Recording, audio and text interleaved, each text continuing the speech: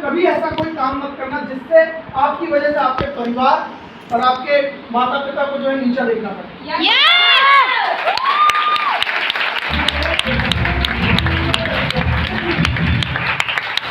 वादा करते हो?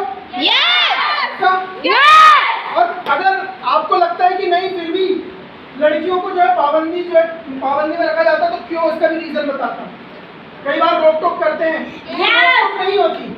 अक्सर क्या होता है, आपने देखा होगा, जो हम सोना पहनते हैं या चांदी जो हम पहनते हैं तो सोना चांदी को कहाँ रखते हैं?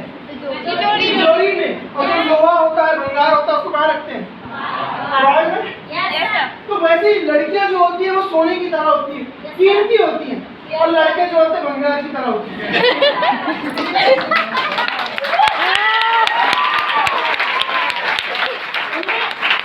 उनको फर्क नहीं पड़ता तुम 2 बजे रात को आओ, 10 बजे रात को आओ मत, फर्क नहीं पड़ता। पर लड़कियां कीमती होती है, इसलिए पाबंदी में रखा जाता है। तो कल को अगर आपके माता पिता या आपके परिवार वाले अगर आपको किसी चीज़ के लिए रोक टोक करते हैं तो ये नहीं सोचना कि यार मुझे रोकते हैं, मुझे टोकते हैं, और गलत डिसीजन मत ले लें। वो कहीं ना कहीं आपसे, क्योंकि आप कीमती हो और कीमती चीज़ों को संभाल कर रखी जाती है। एग्री हो? क्या बात है, चलो बहुत बढ़िया। एक बार मैडम से जोड़ना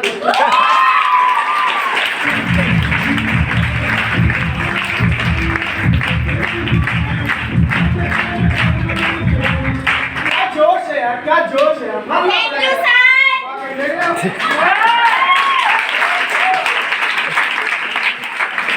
तो मजा आ रहा है? पक्का? चलिए, ये एक्साइटमेंट बरकरार रखना भाई, है ना? ये बहुत काम आएगा आगे। आपके इस भाई का नाम शैलेंद्र सिंह ठाकुर, बेसिकली रहने वाला मध्य प्रदेश का एक जिला छिंदवाड़ा, और उसकी भी एक तहसील जिसका नाम है चांद। बेसिकली मैं वहाँ का रहने वाला हूँ। मैंने अपनी 12th तक की पढ़ाई चांद में रहकर की है।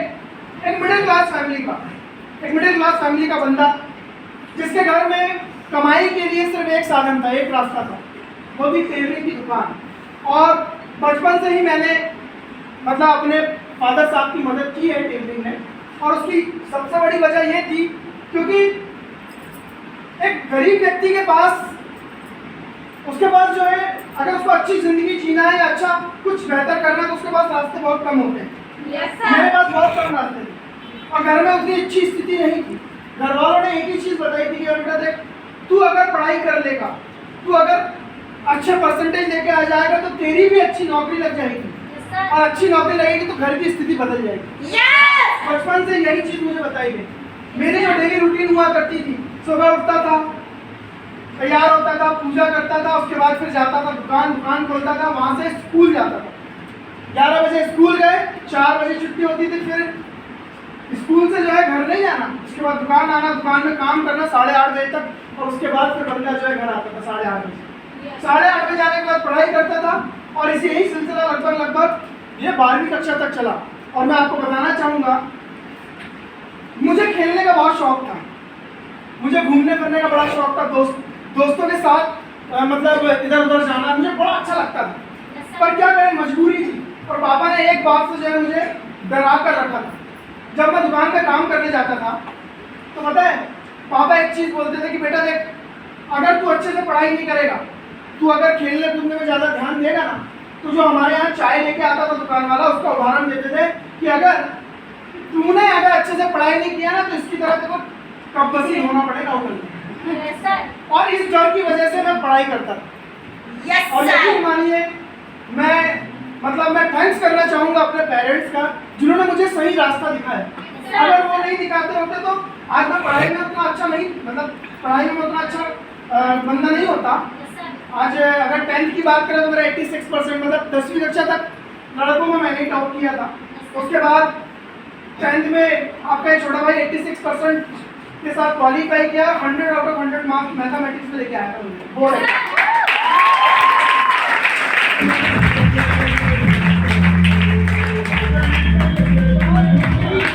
यही सिलसिला चलता रहा। आगे जो है आपके इस भाई ने 12th क्लास में 89% लेकर आए थे मैथमेटिक्स सब्जेक्ट से, और सन 2012 में माननीय मुख्यमंत्री शिवराज सिंह चौहान जी द्वारा जो है मुझे अवार्ड मिला था 2012 में। पर बात ये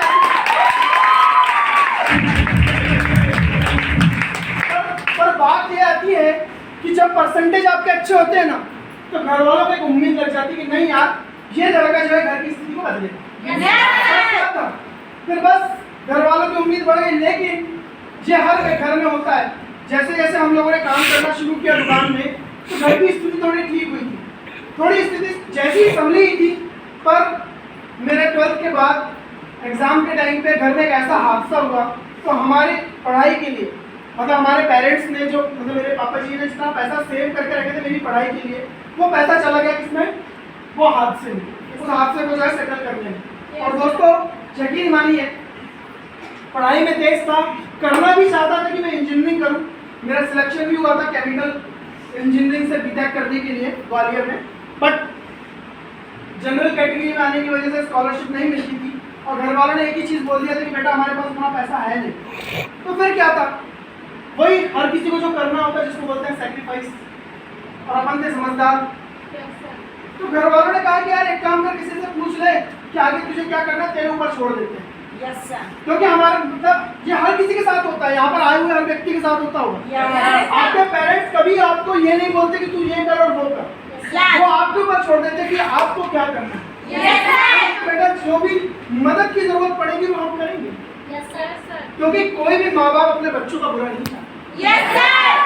दुनिया में एक माँ बाप भी ऐसे हैं और एम्प्लॉयर में एक अप्लाई ऐसी है जो कभी भी अपने बच्चों का बुरा नहीं चाहते। बात है। तो दोस्तों घर वालों ने छोड़ दिया था, तो मैंने अपने मामा जी के बेटे से पूछा कि बताओ भैया क्या करना है, क्योंकि वो भी पढ़ाई में अच्छे थे पर वो प्राइवेट में जॉब कर रहे थे। मैंने उनसे पूछा तो उन्होंने कहा कि यार शैलेंद्र एक काम कर, तुझे जल्दी नौकरी चाहिए तो एक काम कर ITI कर ले। क्या कर ले? ITI। अब मैंने सोचा हाँ ठीक है ITI, क्योंकि वो भैया थे, रिस्पेक्टेड थे, तो उनकी बात हमने मान ली। अभी ITI में एडमिशन तो ले लिए और उनका कहना ये पड़ा कि तेरे तू पढ़ाई में अच्छा है, तेरे परसेंटेज भी अच्छे हैं, तू ITI में पास हो जाएगा, तेरे परसेंटेज जाएंगे तो तेरा वैसे ही सिलेक्शन हो जाएगा मल्टीनेशनल कंपनी में। मैंने बोला ठीक है ऐसे ही कर लेते हैं। 3 महीने जो है ITI किया, उसके बाद पता चला कि ITI का फुल फॉर्म क्या होता है। 3 महीने बाद कहानी समझ में आई ITI की, उसके पहले पता नहीं था। और यहाँ पर ऐसे बहुत कम लोग होंगे जिनको ITI का फुल फॉर्म पता होगा, जो कर रहे होंगे, मेरे जैसे रहे होंगे कि मैंने भी करने का डिसीजन ले लिया, कर भी रहा था, लेकिन मुझे पता ही नहीं था। 3 महीने बाद पता चला कि ITI का फुल फॉर्म होता है इंडस्ट्रियल ट्रेनिंग इंस्टीट्यूट, जिसको हिंदी में बोलते हैं औद्योगिक प्रशिक्षण संस्थान। मतलब 3 महीने बाद पता चला कि आपको एक ऐसे इंस्टीट्यूट में काम कर रहे हो, आप ऐसे इंस्टीट्यूट में पढ़ रहे हो जहां पर यह सिखाया जाता है कि उद्योगों में काम कैसे करना है, फैक्ट्री में काम कैसे करना है। मतलब कुल मिलाकर पढ़े लिखे मजदूर तैयार किए जाते हैं ITI में।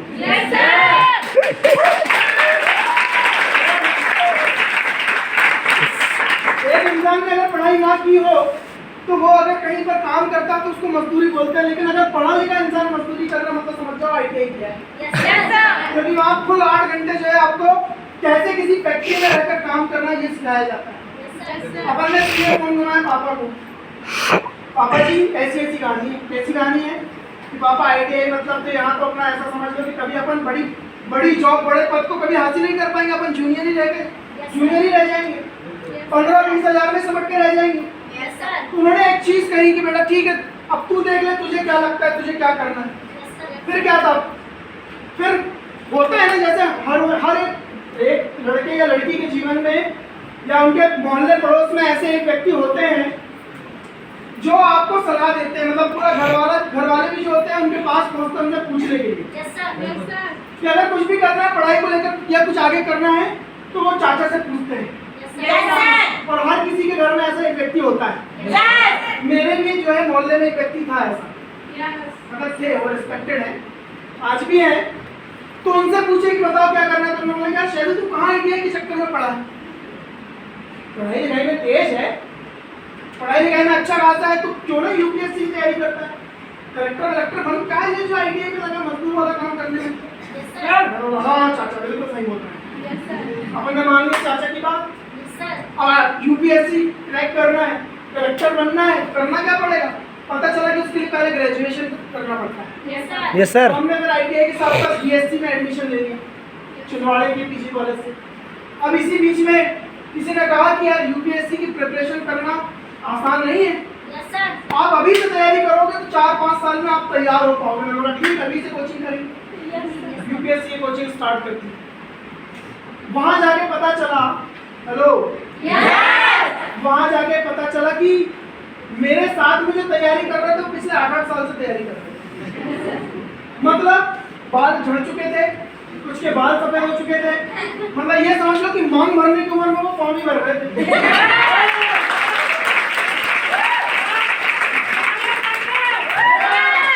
अब ये बात भी अपने को नहीं बची, अपने पापा को लगाया तो नहीं, पापा जी UPSC में बहुत टाइम लगेगा, अपने पास उतना पैसा नहीं है, क्योंकि मध्यम वर्गीय परिवार के साथ यही दिक्कत होती है। तो पापा ने बोले बेटा ठीक है, एक काम करो, देख लो तुमको जो लगता है। फिर से वही चाचा, तो चाचा को बोले कि देख तू UPSC की तैयारी छोड़ना मत, वो कर। पर अभी जो है ना, गांव में, हमारे गांव में जो है वैकेंसी निकली थी सचिव की, और सचिव की वैकेंसी जो होती है वो डायरेक्ट भर्ती होती है। तो कहते तेरा नाम आया है, लेकिन एक दिक्कत है कि तेरे पास कंप्यूटर का डिप्लोमा नहीं। तो एक काम कर, कंप्यूटर का डिप्लोमा कर ले, सचिव तो नहीं बन पाएगा लेकिन हाँ पटवारी की वैकेंसी आने वाली। ठीक है, UPSC नहीं भी निकला तो पटवारी तो बनी रहेंगी। फिर क्या है, DCA करना शुरू कर दिए। फिर कुछ दिन बाद पता चला कि पिछले 10 सालों से पटवारी की वैकेंसी नहीं है।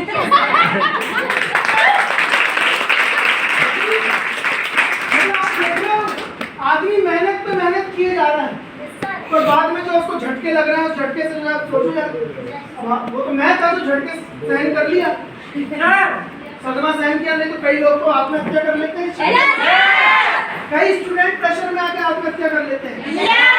लेकिन अपन ने हिम्मत नहीं हारी, अपन ने सोचे कि यार ये जंग जारी रहेगी।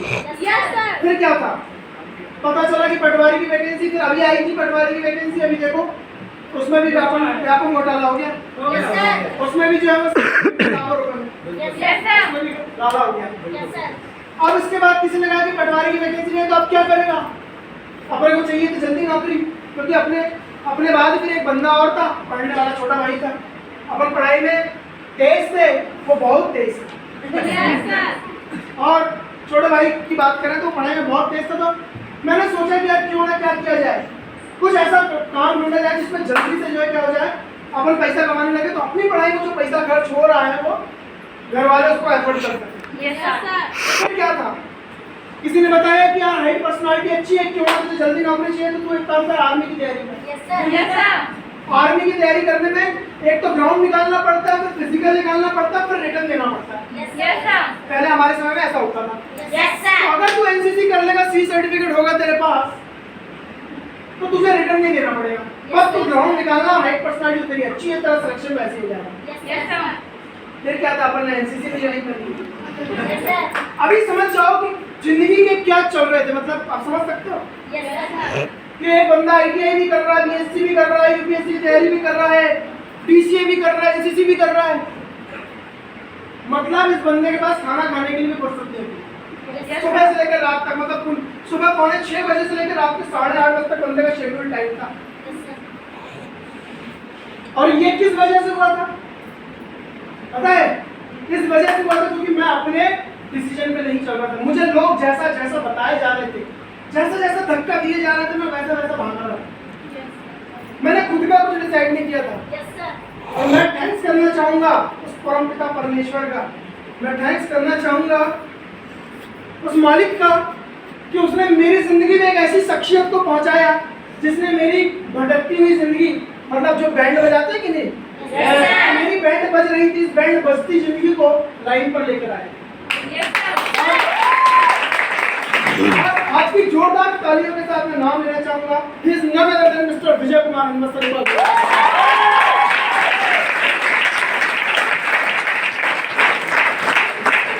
अगर वो नहीं होते तो आज ये बंदा 10, 15, 20 हजार की कहीं नौकरी कर रहा होता। आज उसका फ्लैक्स नहीं लगा होता, आज वो स्टेज पे नहीं होता, आज वो आप लोगों के बीच में नहीं होता, इतना प्यार मान सम्मान उसको नहीं मिल रहा। कहते हैं समझना, सारे ज्वाइन पर्सन तो सारे लोग समझना, हर इंसान की जिंदगी में एक शख्स ऐसा होता है जिसके आने से उसकी किस्मत बदल जाती, कहते हैं ना। Yes sir. है ना? कुछ लोग सोच रहे होंगे हाँ मेरी वाली तो वो है और वो आई तब से मेरी वाट लग गई। सोच रही होंगी मेरी बहनें कि जब से वो आया सारा टेंशन बढ़ गई, है ना? मैं उसकी बात नहीं कर रहा हूँ, मैं बात कर रहा हूँ गुरु।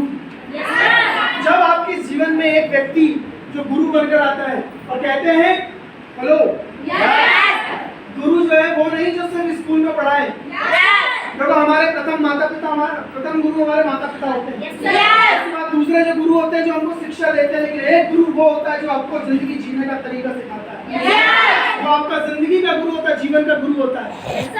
और अगर आपकी वो गुरु वो आपसे हो सकता है वो उम्र में छोटा भी हो सकता है आपके बराबर का हो सकता है कि वो आपका कोई ब्लड रिलेशन ना हो उस गुरु में, वो भी गुरु हो सकता है। कहते हैं जिसकी जिंदगी में गुरु नहीं उसकी जिंदगी शुरू नहीं। Yes sir. जब ये बंदा पढ़ाई में बहुत तेज था और पढ़ाई में तेज होने की वजह से कई बार क्या होता है कि इंसान को क्या आ जाता है, थोड़ा सा ईगो आ जाता है। अब थोड़ा सा भाई आप क्या 100 में से 100 जिसने लाया थोड़ा तो ईगो बनता है ना। थोड़ी अकड़ बनती कि नहीं बनती? सही कि नहीं? वो मेरे अंदर थी। अभी क्या है, मैं सुनता किसी की नहीं था, मैं किसी की नहीं सुनता था, किसी की नहीं मानता था। क्यों? मुझे लगता था कि यार मेरे ज़्यादा परसेंटेज है, मेरे को ज़्यादा ज्ञान है, मैं सीखता ही नहीं। पर मैं थैंक्स करना चाहूँगा ऐसे गुरुओं के गुरु का जिनकी एक ट्रेनिंग में गया और उन्होंने मुझे बताया कि बेटा ज्ञान जो होता है ना, ज्ञान कहते हैं दुनिया में चोरी करना पाप है। हर चीज मतलब किसी भी चीज की आप चोरी करते हो बुरी बात होती है, पर एक ऐसी चीज है जिसकी चोरी जो होती है वो पाप नहीं होती, वो वरदान होती है, वो होती है ज्ञान की चोरी।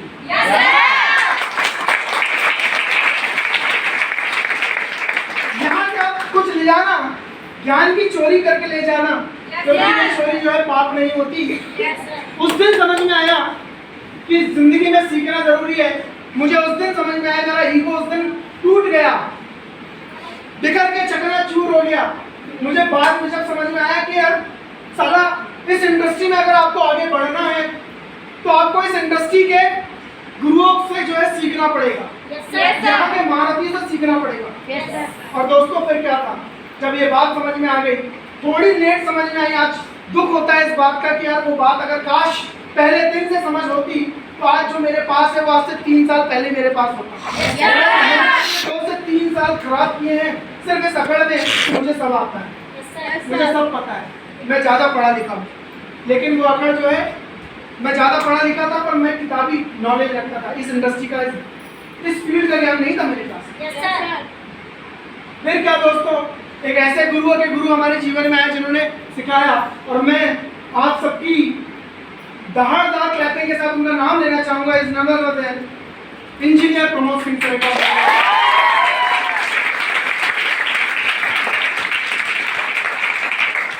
और उनके साथ साथ बहुत सारे ऐसे सीनियर्स मिले, बहुत सारे ऐसे गुरु मिले। फिर मिले engineer Avnish Sahu sir, Pramod Singh sir, Ravindra Raghuvanshi sir, Rahul Kumar sir और गुरुजी संजय दीवान सर। ऐसे लोग मिले जिन्होंने लाइफ को बदल दिया दोस्तों। इस भटकती हुई जिंदगी को एक दिशा दी, एक अंधेरी जिंदगी में एक उजाले की किरण जो है लेकर आई।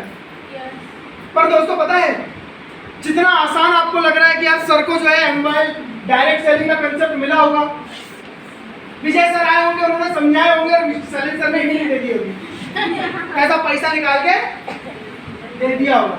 नहीं दोस्तों, ऐसा नहीं होता। जब इंसान के पास थोड़ा सा ज्ञान होता है ना, तो वो विश्वास जल्दी नहीं करता। वो सबसे पहले डाउट करता है। क्या करता है? मेरे दिमाग में भी बहुत सारे डाउट। मैंने सर को कहा समझना, मैंने सर को एक ही बात कही, सर सब तो सही है, सारी बात सही है। यहाँ पर जो है प्रमीला जी ने बहुत अच्छा प्रेजेंटेशन दिया जिसमें बताया कि कामयाबी किससे कैसे मिलती है। मुझे भी बताया गया कामयाब होने के लिए क्या क्या चाहिए होता है, पैसा, टाइम, फ्रीडम, मान सम्मान, ये तो सब चीज़ें। फिर बताया गया कि यहाँ पर ढेर सारे न्यूट्रिशन मिलते हैं, प्रोडक्ट मिलते हैं। फिर बताया गया कि यहाँ से आप 10 प्रकार की इनकम जनरेट कर सकते हो। तुरंत की इनकम भी, फिर आप जो है डेली की इनकम, आज काम करो कल पैसा, फिर महीने की इनकम, 6 महीने की इनकम, साल की इनकम। मैंने बोला वाह, सब सही है सर। और ये भी बताएगा कि उस साल में 78 लाख रुपए एक साल का। Yes sir. मैंने बोला सर सब सही है, पर मेरे कुछ डाउट है और इसलिए मैं नहीं करना चाहता। सीधी सी बात है, जिसको डाउट होता है वो करेगा। मैंने स्पष्ट तौर पे सर को कहा कि सर जी मेरे कुछ डाउट है, मैं नहीं करना चाहता। तो सर ने एक बात कही और मैं सबसे यहाँ पर जो है वो बात कहना चाहूँगा। पता वो बात क्या थी कि अगर तुम्हारे डाउट है तो सवाल करो, जवाब मिले तो करना, ना मिले तो मत करना।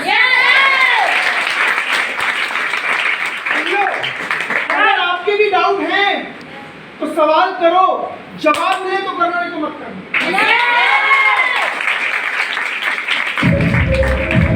फिर क्या था, मैंने बोला ठीक है सर सवाल करता हूँ। मेरा सबसे पहला सवाल पता क्या था कि सर मुझे लगता है कि ये जोड़ने वाला काम है। मुझे लगता है कि सर ये जोड़ने वाला काम है। अच्छा यहाँ पर ऐसे कितने लोग हैं जिनको लगता है कि जोड़ने वाला काम है? मुझे भी लगता था फर्स्ट टाइम, मुझे क्या बात है, क्या बात है, क्या बात है। मतलब 80% लोगों को लगता है जोड़ने वाला काम है। मतलब अगर 80% लोगों को लगता है मतलब सही लगता है। जो जिस चीज का बहुमत ज्यादा हो भाई सही लगता है। Yes sir. जोड़ने वाला काम है। मैं बोलता हूँ कि हाँ जोड़ने वाला काम है। गलत क्या है? हाँ है तो है। Yes sir. विजय सर ने कहा कि हाँ जोड़ने वाला काम है, पर मुझे एक बात क्लियर की कि जो काम आप अपने घर से सीख कर आए हो वो काम गलत कैसे हो सकता है? जोड़ने वाला काम हाँ जोड़ने वाला काम है, पर अगर किसी मकसद के लिए जोड़ा जा रहा है वो काम गलत नहीं होता। जैसे आप सुबह जब अपने घर से निकले होंगे तो कुछ लोगों को चाय पीने का शौक होगा, तो उनके या तो उन लोगों ने बनाए होंगे या उनकी मम्मियों ने जो है या उनके घर वालों ने चाय बना के उनको दिए होंगे। तो चाय जब बनाए तो सबसे पहले क्या हुआ, गैस चालू, चूल्हा चालू किए होंगे, उसके ऊपर पतीला रखे होंगे, पतीले में पानी डाले और पानी में चाय पत्ती ऐड की। ऐड मतलब जोड़े। उसके बाद चाय पत्ती के बाद फिर शक्कर जोड़े और शक्कर के बाद दूध जोड़े। किसी को अदरक वाली पसंद है तो अदरक की जोड़े, इलायची वाली। और उसके बाद फिर क्या किया, उसको उबाले। सही है। और उसको पिए। मतलब जोड़ के तो तुम सुबह सुबह आ रहे हो। जो काम हमारे घर से ही शुरू होता है वो गलत कैसे हो सकता है यार? आप लोग ने कुछ लोग ऐसे होंगे जिन्होंने नाश्ता करके आए होंगे या खाना खाकर आए होंगे। कुछ लोग सोच रहे होंगे सर 100 रुपए लिए तो खाने को कुछ ना कुछ तो देंगे। मैंने बताया ना भाई, जब यहाँ खाने वाले का तो नहीं है, लेकिन हाँ ज्ञान बहुत मिलेगा। ऐसा ज्ञान मिलेगा जो जिंदगी को बदल देगा। सही है। तो समझिएगा, जो काम हमारे घर से शुरू हुआ कैसे, जब हमने सब्जी बनाना तैयार किया तो क्या किया, सबसे पहले कढ़ाई रखी, तेल डाला, अब तेल में जीरा को जोड़े, जीरे के बाद फिर उसमें लहसुन और अदरक उसका पेस्ट डाले, फिर उसको जोड़े ना, उसके बाद फिर प्याज जोड़े, फिर मिर्च जोड़े, फिर उसके बाद उसमें जो है हमने टमाटर जोड़ दिए, और उसके बाद फिर उसमें हमने आलू को जोड़ा, फिर उसके बाद हमने उसमें टमाटर जोड़ा, फिर हमने उसमें जो है गोभी जोड़ा, भटे की सब्जी तो भटे जोड़ा, फिर उसमें हमने पानी को डाला, फिर नमक जोड़ा, और ये सब जोड़कर इस जोड़ने वाले काम को करके फिर हमने स्वादिष्ट सब्जी तैयार की।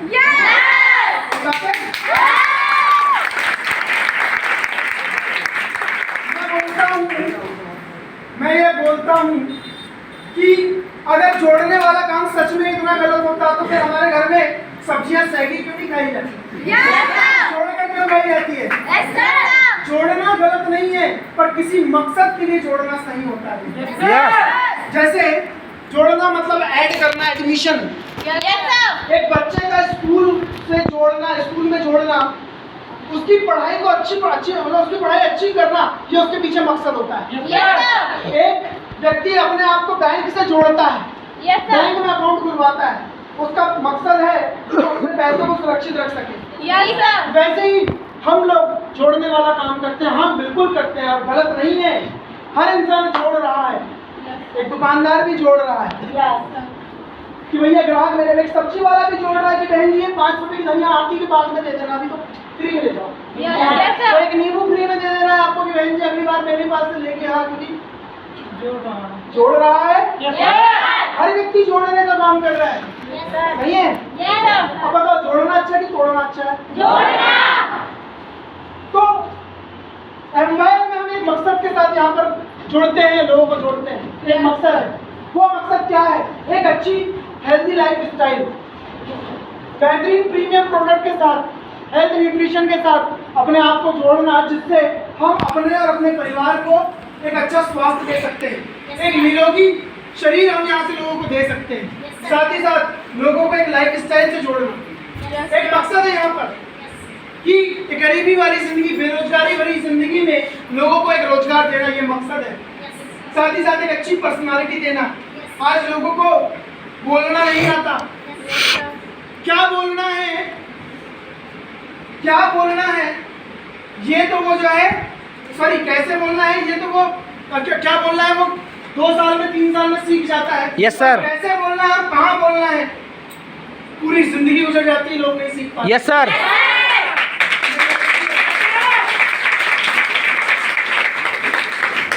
और ये चीज आपने महसूस भी की होगी, आप ही बोलते होंगे, लड़के ही बोलते होंगे, अरे नानी चुप रहे ना, तो कुछ समझ में नहीं आता क्या, कहाँ क्या बोलना चाहिए, मेरी सहेली बैठी हो तो कुछ भी बोल रही है वहाँ पर। यस। आप भी बोलते हैं, अरे क्या क्या यार काका जी यार, तुमको भी यार, ये देखो ये बड़ों को जो है इसकी उम्र जो है, ये देखो अभी अंतिम सांस में अभी तक बोलना नहीं आया, कहाँ क्या बोलना है। आप खुद कई बार आप सोचते हैं, देखो गलती उनकी नहीं है इसमें, क्योंकि उनको पर्सनालिटी डेवलपमेंट, कम्युनिकेशन स्किल क्या होता है, जिसको व्यावहारिक ज्ञान बोलते हैं, वो हमको कभी किसी ने बताया ही नहीं। सही है? Yes sir. तो यहाँ पर लोगों को जोड़ने का, एम्पायर से लोगों को जोड़ने का मकसद है लोगों को अच्छी पर्सनालिटी देना। Yes sir. साथ ही साथ लोगों को एक अच्छे रोजगार से जोड़ना कि लोग यहाँ से अपने पैरों पे खड़े हो सके और अपने सपनों को पूरा कर सके। तो जोड़ने वाला काम गलत नहीं होता अगर वो किसी मकसद के साथ किया जाए। और हम एक बहुत बड़े मकसद के साथ काम कर रहे हैं। Yes sir.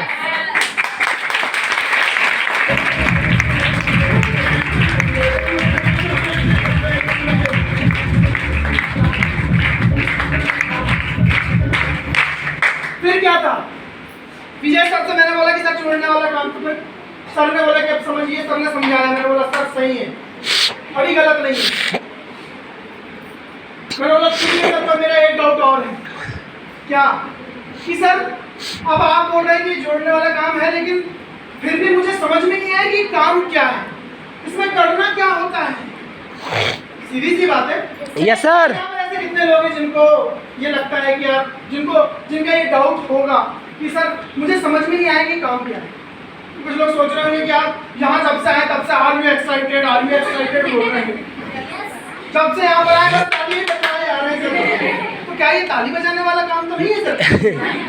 ऐसे बहुत सारे लोगों में जिनको डाउट होगा सर ताली बजाना होता है वहाँ यस यस बस बोलना होता है ना? चलो मैं आपको बताता हूँ कि सर ने मुझे क्या जवाब दिया। सर ने बहुत अच्छे से एग्जांपल दिया, मुझे बहुत अच्छे एग्जांपल के साथ समझाया कि काम क्या है। जैसे ये जबलपुर, मंडला, डिंडोरी या फिर जैसे ये कटनी वाले एरिया में सबसे ज्यादा फसल बरसात के समय में कौन सी फसल होती है? धान। धान होती है, धान मक्की की। सही है। अच्छा जब धान की फसल आती है तो एक किसान से जब उस फसल को खरीदा जाता है तो कितने रुपए में खरीदते हैं? ये कुछ 15-20 रुपए किलो। Yes sir. देखो जवाब चाहिए होगा भैया। Yes sir. एक्साइटमेंट चाहिए होगा। 10-15 रुपए या 20 रुपए किलो में खरीदते हैं। लेकिन जब उसी धान या उसी चावल को किसी शॉपिंग मॉल से खरीदा जाता है, किराने की दुकान से खरीदा जाता है या किसी मिल से खरीदा जाता है तो वो 50, 60 या 100 रुपए किलो हो जाता है। Yes sir. इतना महंगा कैसे होता है? कैसे? क्योंकि आप भी जो है कहीं ना कहीं खेती वाली फैमिली से बिलोंग करते होंगे या आपने भी अपने आसपास लोगों को धान की खेती करते हुए देखा होगा। जब किसान से खरीदा जा रहा है तो 20 रुपए में, लेकिन जब शोरूम से खरीदा जा रहा है तो आपको मिल रहा है 80 रुपये 100 रुपये, क्योंकि उसमें उसकी फिनिशिंग होती है, पॉलिशिंग होती है, पैकेजिंग होती है। Yes, sir. सबसे बड़ा जो होता है, सबसे बड़ा होता है प्रमोशन। Yes sir. जैसे आपने टीवी में अमिताभ बच्चन साहब को सुना होगा, बासमती राइस के बारे में जो है वो प्रमोशन करते हैं राजभोग बासमती राइस, जो लाज आपके खाने में जान, या क्या बोलते हैं, क्या आपको लगता है फ्री में बोल देते हैं? नो। करोड़ों रुपए लेते हैं क्या? करोड़ों रुपए। अब उन्होंने किस चीज का पैसा लिया? प्रमोशन करने का। किस चीज का? ठीक वैसे ही अब अगर हम जो है चावल खरीद लें तो हमको जो है कहीं ना कहीं क्या मिलेगा? महंगा मिलेगा अगर हम शोरूम से खरीदें। और वही किसान से अगर हम खरीदें, पहले के समय में किसान के पास क्या नहीं था? मोबाइल फोन नहीं था। अब किसान के पास क्या आ गया है? अब वो बोल रहा है, व्हाट्सएप ग्रुप बनाया और बोल दिया भैया जो चावल तुम 50 में खरीद रहे हो, 80 में खरीद रहे हो, 100 में खरीद रहे हो, मेरे से ले जाओ 20 में, मेरे से ले जाओ 30 में, और अगर तुम 4 लोगों को और लेकर आते हो तो मेरे से जो है कुछ पैसा जो है पर किलो पे तुम कुछ पैसा तुम ले जाओ। अगर किसान यही काम करने लगे तो यहाँ से किसान जो है कम रुपए में भी लोगों को चावल प्रोवाइड कर सकता है और साथ में लोगों को रोजगार भी। Yes sir. ठीक वही काम यहाँ करना होता है। Hello yes sir. क्या एमवाई ने बनाया बेहतरीन न्यूट्रिशन तैयार किया। चाहते तो हमारे बेदी सर, एमवाई के एमडी सर, बेदी सर किसी एक सेलिब्रिटी को रखते और जगह जगह दीवारों में इसके पोस्टर होते और ये आपको किसी मेडिकल की शॉप पे या किसी किराने की दुकान पे मिलता होता। लेकिन बेदी साहब ने कहा कि मेरा लोगों को अच्छे स्वास्थ्य के साथ साथ लोगों को रोजगार देने का भी मकसद है। मैं ज़्यादा से ज़्यादा लोगों को रोजगार देना चाहता हूँ, तो उन्होंने हम लोगों को जो है एक मौका दिया डायरेक्ट सेलिंग के माध्यम से, कि जिसमें हम एमवाई का प्रमोशन, एमवाई के प्रोडक्ट का प्रमोशन करके हम यहाँ से